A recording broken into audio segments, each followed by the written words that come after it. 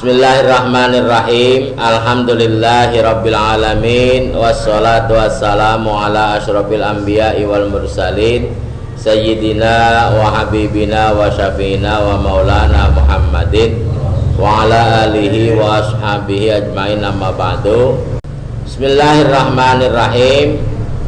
Qala Rasulullah sallallahu alaihi wasallam, inna ahadakum yujma'u khalquhu fi batni ummihi arba'ina yawman nutfatan thumma yakunu alaqatan mithla dzalika thumma yakunu mudghatan mithla dzalika thumma yab'atsullahu ilaihi malakan wa yu'maru bi arba'i kalimatin wa yuqalu lahu uktub ilmahu wa rizqahu wa ajalahu wa saqiyyun aw sa'idun thumma yunfakhu fihi ruhu fa innar rajula minkum la ya'malu bi amali ahlil jannati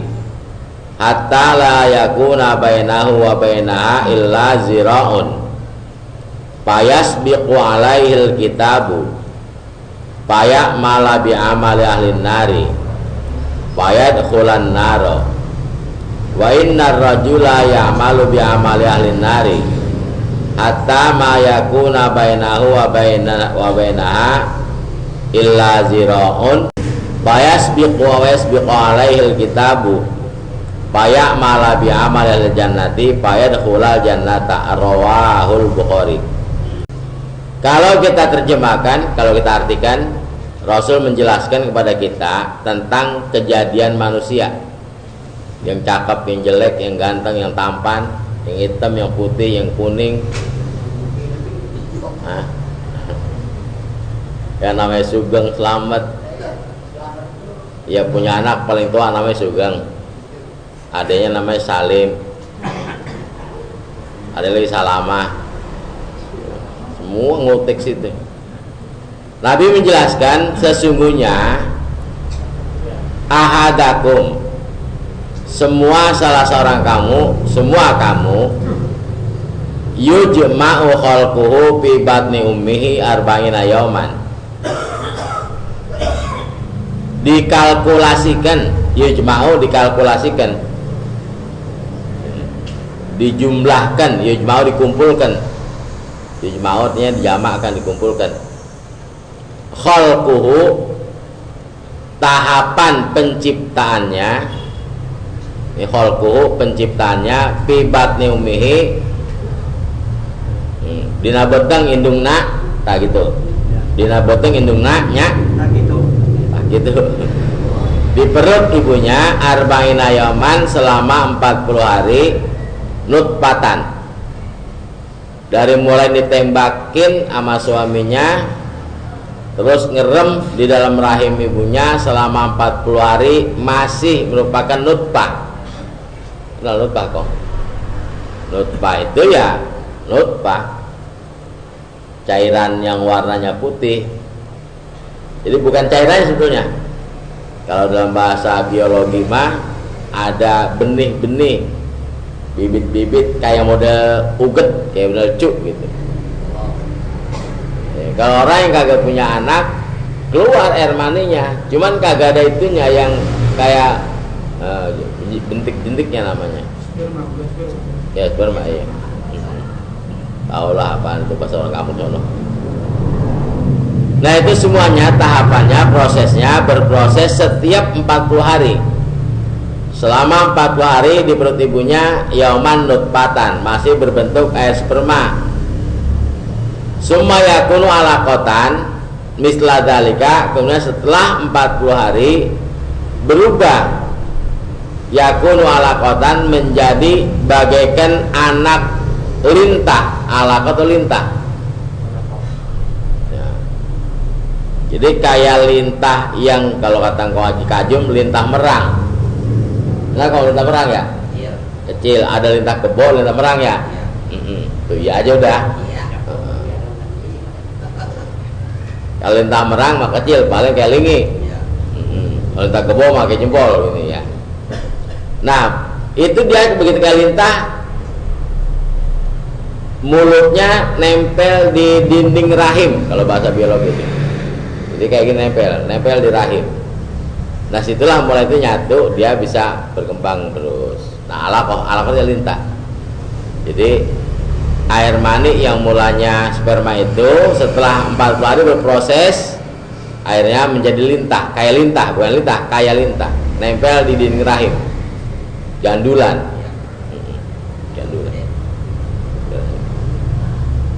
Tsumma yakunu mudghatan mithla dzalika. Kemudian setelahnya 40 hari menjadi segempal darah, mudghah.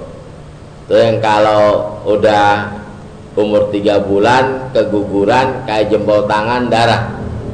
Awalnya kayak lintah, begitu 3 bulan kalau keguguran kayak jempol tangan, keluarnya udah bentuknya panjang ya, seginilah, panjang lancip dikit itu guguran. Tasawuf pernah perhatiin ya belum ya? Survei ini, survei membuktikan. Makanya antar punya bini pasti 3 bulan suruh guguran kayak apa yang tahu gitu. Jadi 40 hari jadi nutfah, 40 hari jadi alaqah, 40 hari menjadi mudghah. Berarti sudah 4 bulan. 4 kali 3 12 ya? Nah, 4 kali 3 jadi iya kan, 4 kali 3 12. Berarti 12 bagi 3 ya 4 bulan, berarti 4 bulan. Tuh, hukumnya nih, kalau ada anak perempuan yang melanggar syariat agama, artinya tabrakan sebelum nikah sampai hamil, kalau sebelum 4 bulan terus dinikahin, katakanlah dari mulai dia lambat bulan 2 bulan, bilang mamanya, mak kita ini udah nggak keluar head gitu, jangan-jangan hamil, langsung dinikahin, ditegrep, jagonya tegrep. Sebelum 4 bulan itu anak itu masih bin yang ngerjain. Ya, sebelum 4 bulan anak yang dikandung gara-gara ketabrakan masih dijulukin bin yang ngerjain. Kalau udah lebih 4 bulan, kena prosesnya 4 bulan nih, ya 3 kali 40 hari.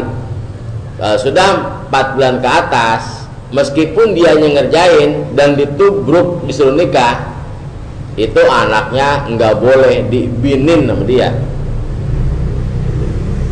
Jadi kalau udah 5 bulan baru nikah, anaknya meskipun boleh dia nitipin, boleh dia ngerjain, itu anak.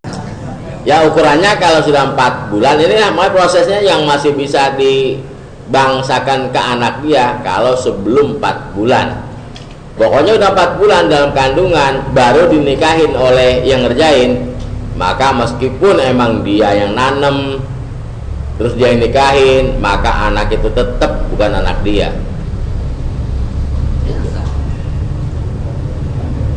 Anak siapa? Yang dikatakan anak kan yang terjadinya pembuahan anak setelah nikah, Pak.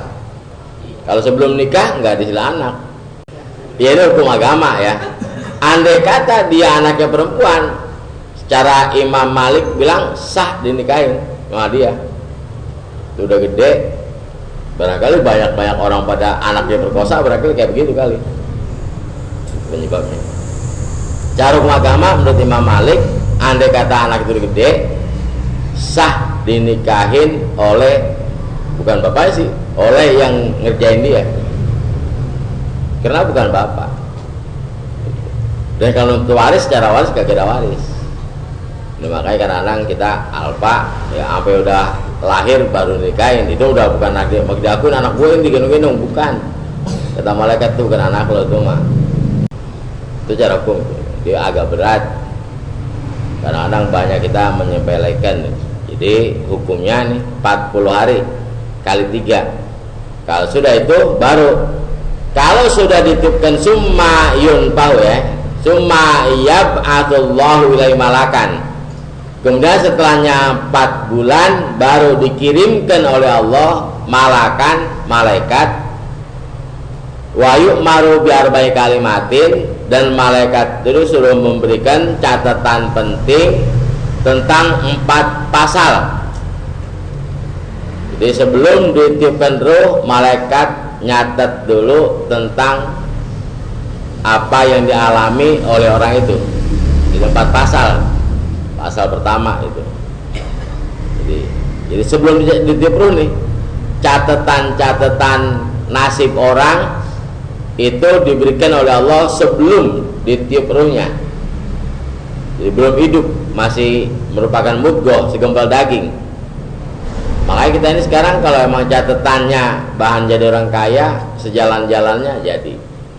Mau catatannya orang miskin, lumbang ambingin kemana gitu, tetap aja miskin. Emang catatan orang pinter, kagak pakai belajar kayak pinter. Emang catatannya buat jadi orang bodoh, lu belajar kemana aja dah. 14 guru panggil, lu ngajarin, tetap aja bodoh. Itu. Tapi kewajiban kita kita jalanin bukan untuk menuntut itu pahala yang kita kejar, karena pengabdian namanya. Jadi kita usaha, baru tahun gombal ke kemen kaya lah, kita usaha pengabdian, namanya makhluk khalifah ya, khalifah Allah di muka bumi. Kita wajib usaha, bukan untuk kaya, bukan untuk mencukupi kehidupan, bukan, kita pengabdian. Apa pasal yang pertama? Allah perintahkan wa yuqalu lahu uktub ilmahu.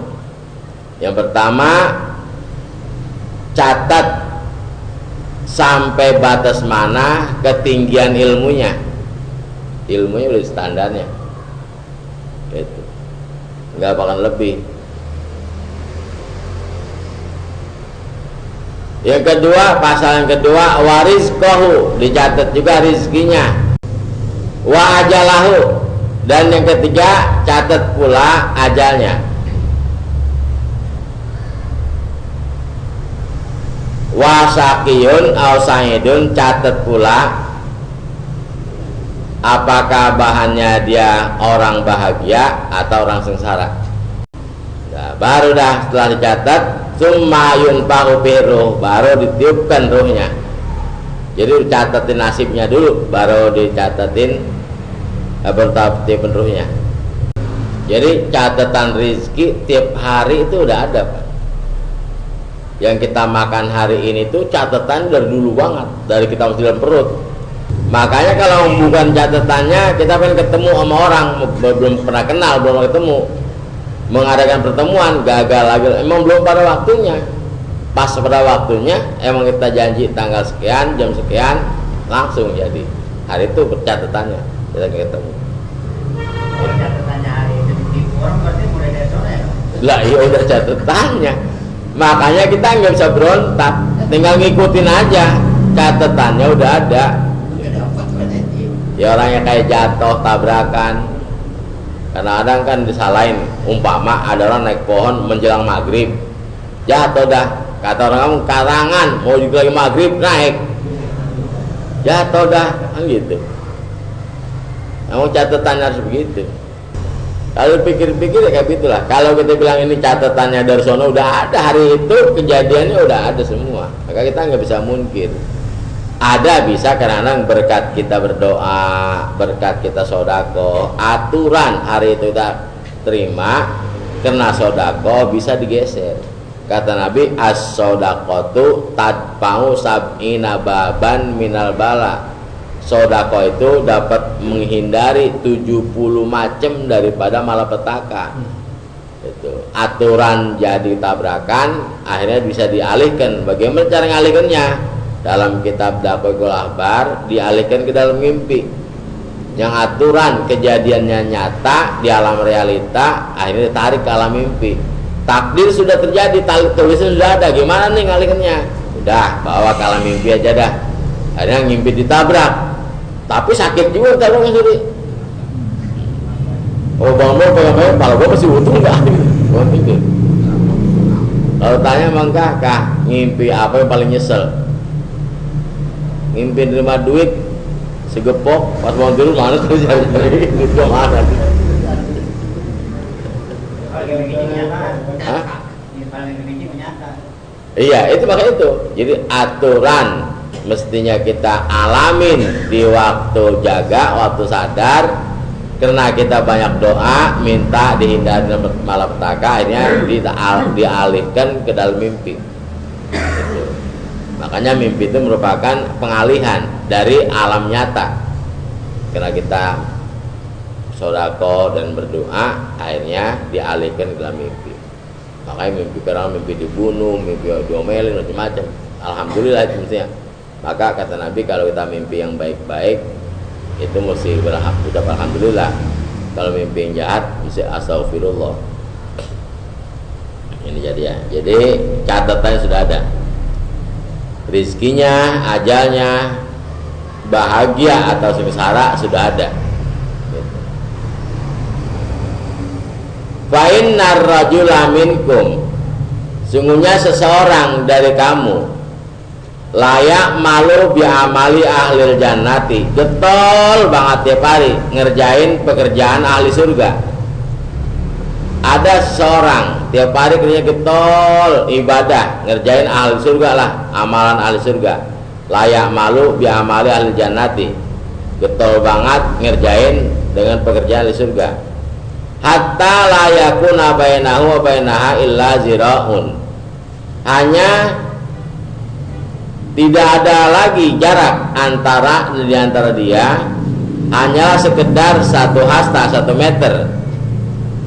Payas biko alaihil kitabu, karena sudah tercatat dalam Alkitab payamala bi amali ahlin nari, tiba-tiba dia mengerjakan dengan pekerjaan penghuni neraka. Payadkhulan naro, maka masuklah dia ke neraka. Ya. Biar dia dari masih muda betul sholat berjamaah, ngaji, ibadah haji udah bolak-balik, emang catatannya bahan penghuni neraka, tetap aja ujung-ujungnya kepleset, ngerjakan yang murtad, kafir matinya. Ada. Kadang ada orang baik-baik pas sakit omongannya yang membuat dia murtad. Kamu kagak kuat tau begini mah, Tuhan kagak adil. Umpama gua ibadah tiap hari kok orang kagak ibadah nggak sakit, gua yang sakit ibadah tiap hari kok sakit begini, nggak adil Allah itu. Segitu aja murtad, mati. Kalau dari masih muda ibadah termasuk Hah?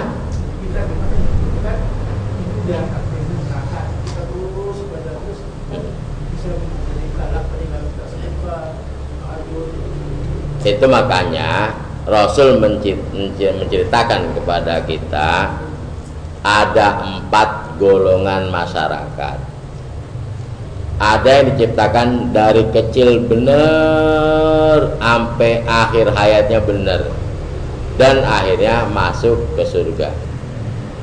Ada orang yang dari masihnya bener pas mengakhiri hayatnya keluar dari iman, itu namanya su'ul khotimah, menghuni neraka orang. Bener banget.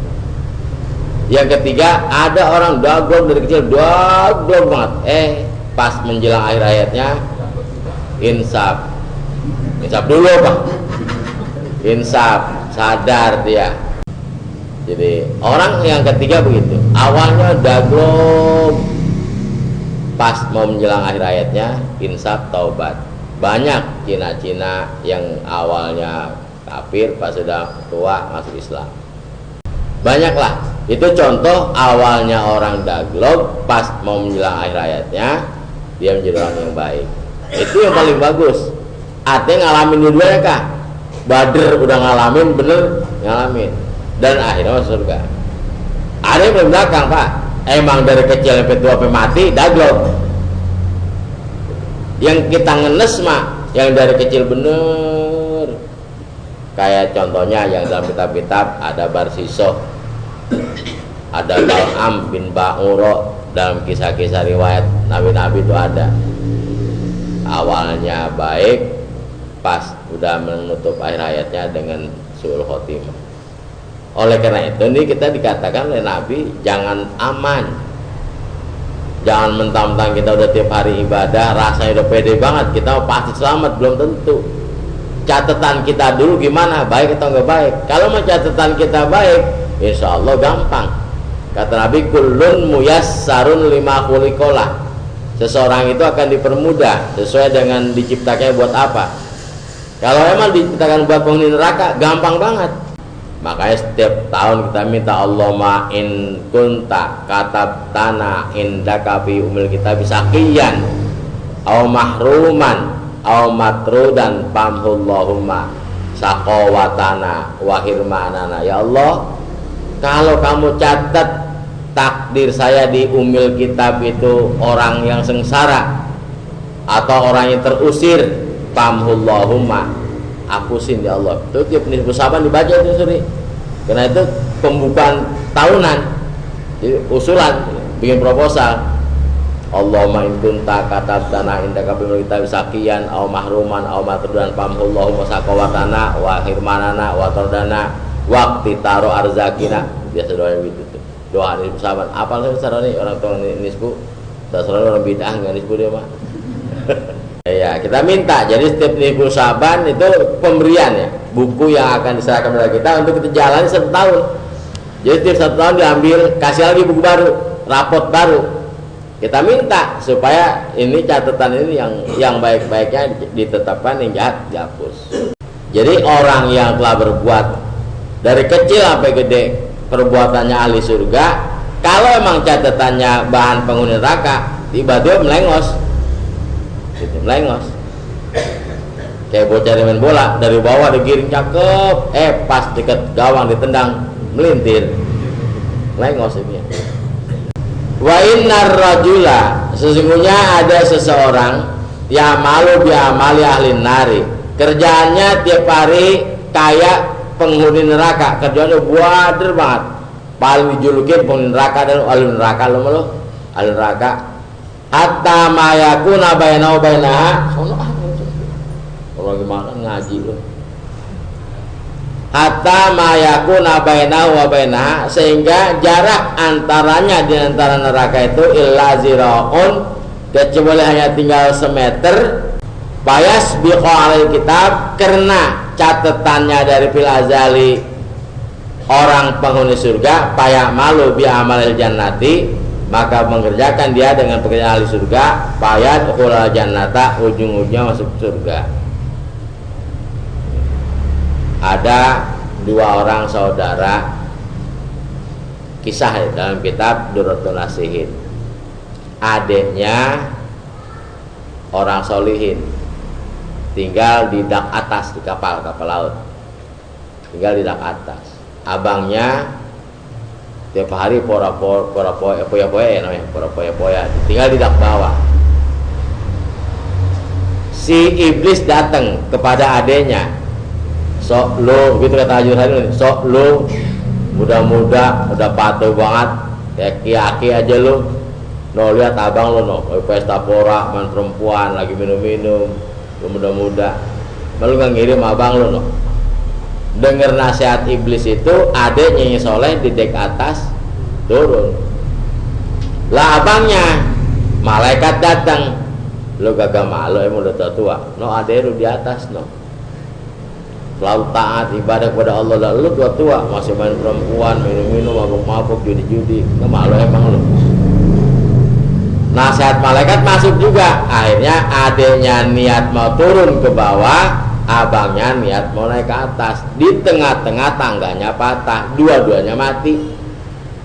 Adiknya yang baru cuman pengen ikut abangnya, masuknya neraka.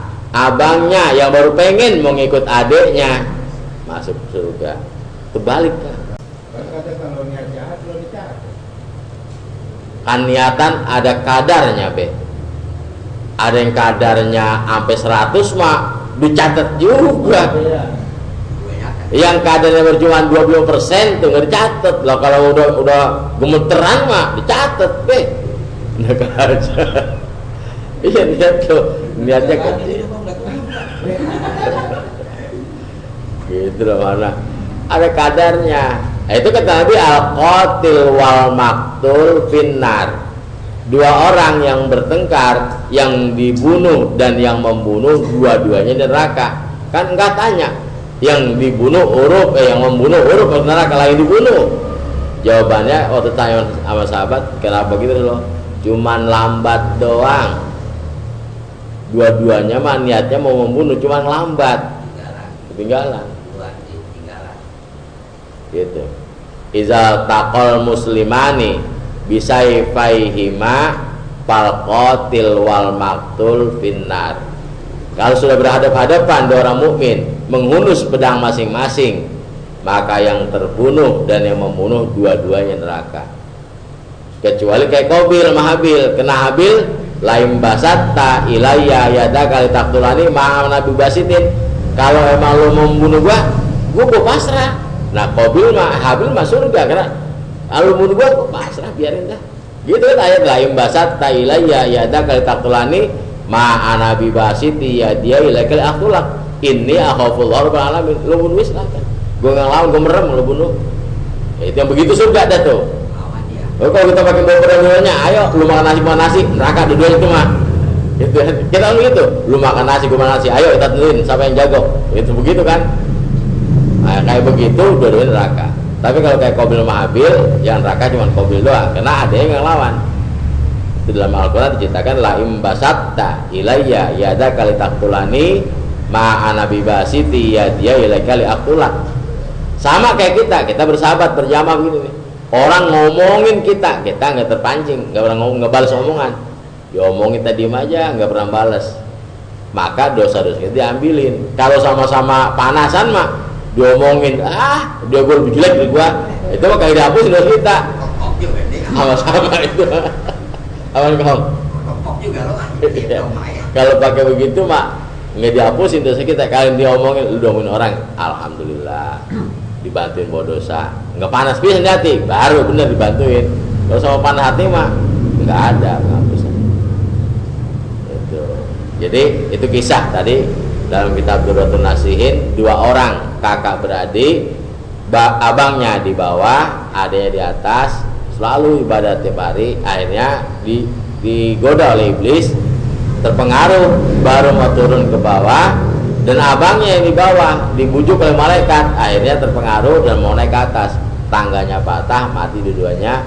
Yang tukang ibadah ke neraka, yang tukang maksiat ke surga. Gara-gara niat kan? Makanya, salah niat. Makanya berubah niat yang bagus kita. Gitu. Itulah, kan ada lagi kita Riyadhus Shalihin. Ada orang udah bunuh orang 99 orang. Pengen insaf, pengen taubat, nanya lah rumah kiainya maklum ilmu cetek, namanya Basuki, ilmu cetek gitu kan.